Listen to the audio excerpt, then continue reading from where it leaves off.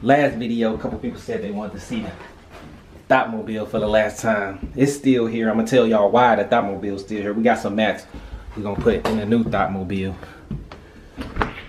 We're gonna go out here. It's warm out. It's like 60. Need to go take a ride in this bad boy. What y'all think? 60-degree weather. Need to shoot an intro. All right, y'all see it. Y'all see it, right? Got both Thoughtmobiles together. They hugging, kissing, and the SS is lonely because it's missing the Bumblebee. They haven't been together yet for more than a few days because the Bumblebee been shop to shop since I bought it, trying to get it together for the summer. But the Thoughtmobile is still here.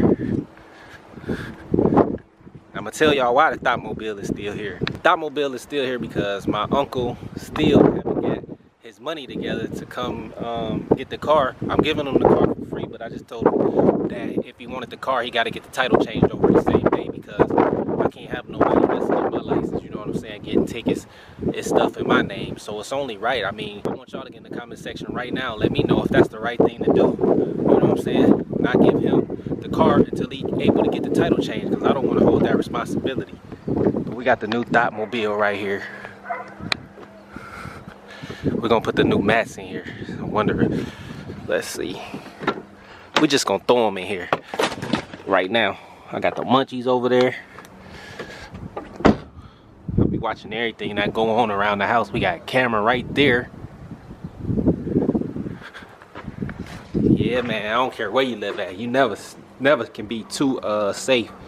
So I got like cameras around the house so I can see everything. Cause wintertime, somebody always trying to walk around and open people's car doors and steal their change or whatever they can find in the car. So I gotta watch everything, look out for my neighbors. And I ain't calling no police. But anyway, gang, we about to get into the story time. I hope y'all enjoyed the story time. Don't expect too many more story times like this because I usually don't get into personal stuff.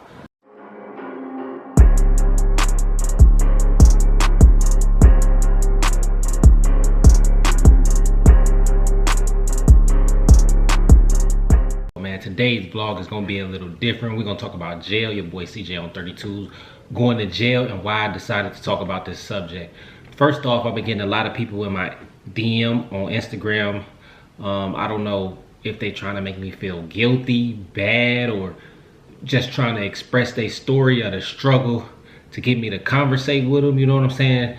Trying to make me feel like, without knowing me, that everything I got was handed to me, man. Nothing I got was handed to me. Like, I've had a rough life, like rough, but I stayed at it despite the mistakes I made, and I'm not gonna tell the story for people to be intimidated.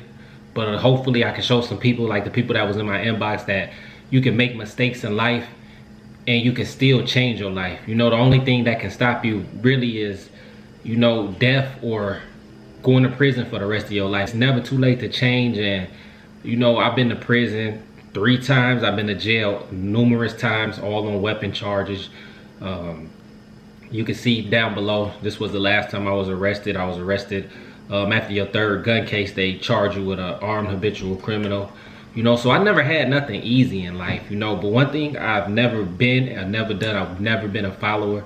Always really done my own thing, no matter who I was around. You know, I never drunk, I never smoked, and I still don't to this day. My first time going to jail, I probably was like 15.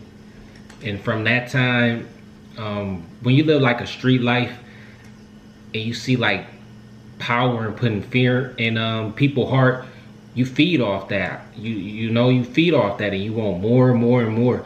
So I was out here living reckless. I was bad. Like, I couldn't wait to wake up to go on the block to gang bang. You know, that was my life. Even after I had Zay, I still was, you know, in the streets. But I always knew I was going to be somebody. I always knew that I wanted to be somebody, you know. Besides that, I always had a good heart, but I just let the adrenaline rush of fear, making people fear you, you know, it took control of me. But I ain't the same no more, you know. I mean, it's still in me, but the only way somebody can get me to really go off and go back there is by messing with my family, period. Other than that, you know, I gotta take a straight road. You know, I'm not trying to go back to prison. I'm not trying to go back to jail. I don't even like going to the courthouse to pay a ticket. So, you know, I put my seatbelt on and everything. But yeah, man, it's crazy. So, you know, I just want to let the kids out there know that even if you made a mistake, if you didn't get A this semester, it's always next semester to get that A. You know what I'm saying? It's like, I just want people to believe in themselves and never get up, because the choices you make in life, believe it or not, it affect other people. Like the choices I made in life, it affected my kids and it affected my own life in a lot of ways. But now I'm doing so much better, and I've been out of jail for a while now. And you know, I try every day. I try every day to get better and better. I still got a real short bad temper that I try to fix, and it's a process. You know, when you live 15 years of just straight not really caring and living reckless, it's hard to change that lifestyle. But you can change. Anybody can change. So, you know, I think going to jail made me madder. Like, going to jail didn't really change me. It made me madder. It made me hate people and hate things more. And it didn't help me. You know, it was just me. Like, I'm tired of this. I got a family. I just want my freedom, and I want to do something else with my life. So that's what I decided to do. You know, my car stuff was a great escape from that. I've always been into cars. Like, I can't go back and tell y'all when, but I just think I was born like with a toy car and a video game in my hand. So don't judge nobody by what you see. You know, I never want to get on YouTube and talking about my personal life and stuff. You know, I don't do that.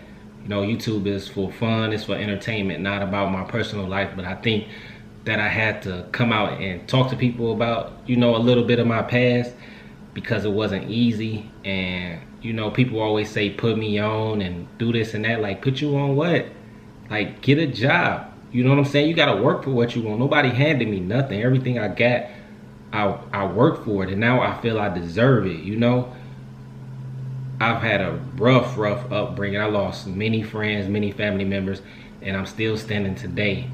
And now I'm in a position where I can open the door and give other people opportunities, and I get to talk to other people and you know, try to get them some advice on their life. You know, that's why I'm hard on Zay, and that's why y'all don't see him in videos, because he's not like me. He's a follower, and I want the best for my kids. I want them to have what I didn't have.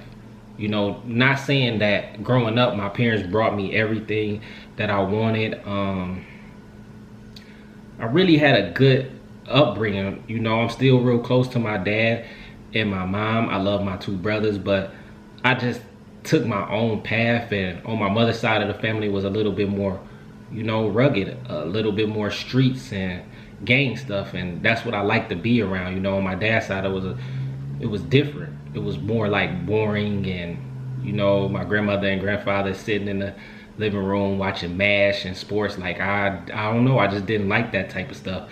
You know, I like the fast life, the street life. So, you know, my dad was at work a lot, and you know, my mom, being from that side of the family, was around her family, and we ran the streets.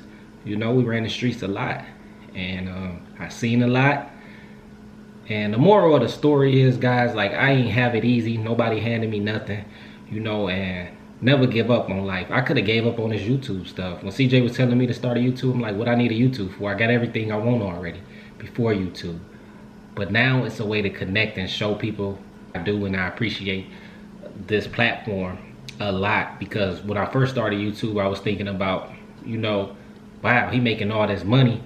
I could get in here and try to make this money. But it ain't even about that now, because it's a lot of people that really look up to you and like you for what you do and admire what you do. And that mean more to me than any amount of money, because I always had it. Like, I always knew how to get out there and hustle and get it. You know, I appreciate everybody who rock with the channel. I appreciate everybody who supports your boy, man. Like I said, nothing came easy. And don't never let nobody tell you you can't do nothing. You can achieve anything. Just because you make one or two mistakes, not gonna stop you from being in life where you want to be, if you believe and chase them dreams. Because I'm living proof of that. I'm a 4-time felon, and you know, I turned my life around. Like I said, it's still in me. I still got a lot of anger. I seen a lot, been through a lot, but I'm not letting it stop me from doing what I need to do to help my family and help myself grow. You know what I'm saying? So next time you decide to get in my DM and give me a sob story, I understand, but don't make it seem like I do nothing, because I have probably more than a lot of y'all will ever go through. But with that being said, man, make sure you hit that subscribe button, make sure you hit that thumbs up, make sure you hit that notification bell, and we out, man, till next time.